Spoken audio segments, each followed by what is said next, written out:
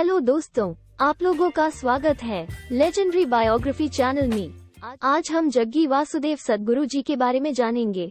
कैसे बने जग्गी वासुदेव सद्गुरु।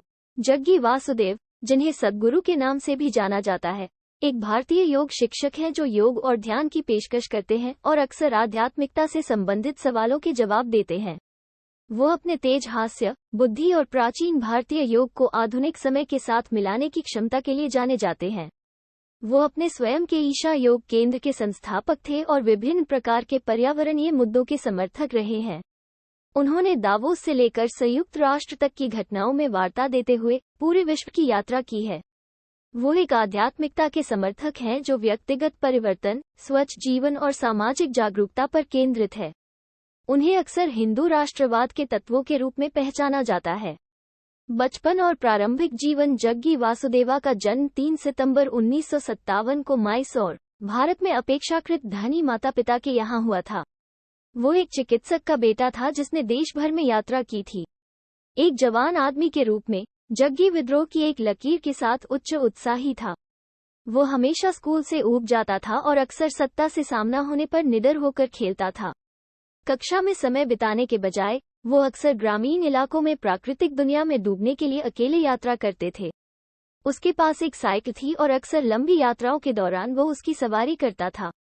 वो बाहर और खेल के प्रशंसक थे और अपने शारीरिक स्वास्थ्य को शीर्ष आकार में रखने के इच्छुक थे। 13 साल की उम्र में उन्होंने प्रभावशाली शारीरिक शक्ति दिखाने वाले 70 साल के एक योगी से मिलने के बाद हठ योग का अभ्यास करना शुरू किया।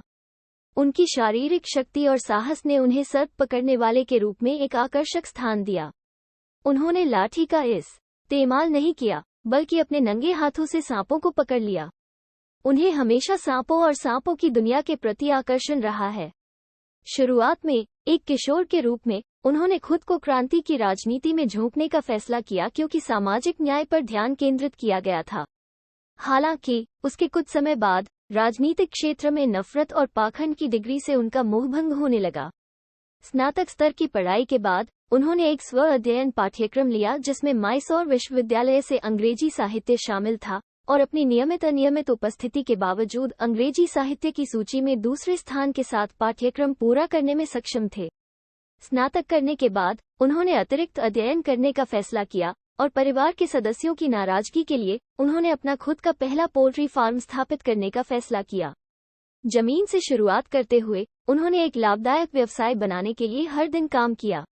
अपने पोल्ट्री फार्म से प्राप्त आय से उन्होंने एक अधिक लाभदायक निर्माण फर्म की नींव भी रखी। खेती की संपत्ति पर नहीं होने के दौरान वो मोटरबाइक से अक्सर तेज गति से और खुद को जोखिम में डालकर देश भर में यात्रा करता था। जग्गी योजना बनाने के बहुत बड़े प्रशंसक नहीं थे, लेकिन जब भी उनका मन करता था यात्रा करते थे। कलम। जग्गी के लिए सबसे लोकप्रिय स्थलों में से एक चामुंडी हिल था। उसके पास दोस्तों के एक समूह के साथ एक समय था जो एक अलग जीवन शैली के लिए तैयार थे।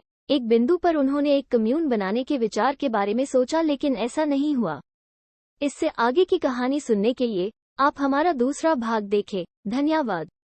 ये कहानी अच्छी लगे तो इस चैनल को सब्सक्राइब कर ले और बेल आइकॉन को प्रेस कर दे, जिससे आपको ऐसे कहानियां सुनने को मिलते रहे। धन्यवाद।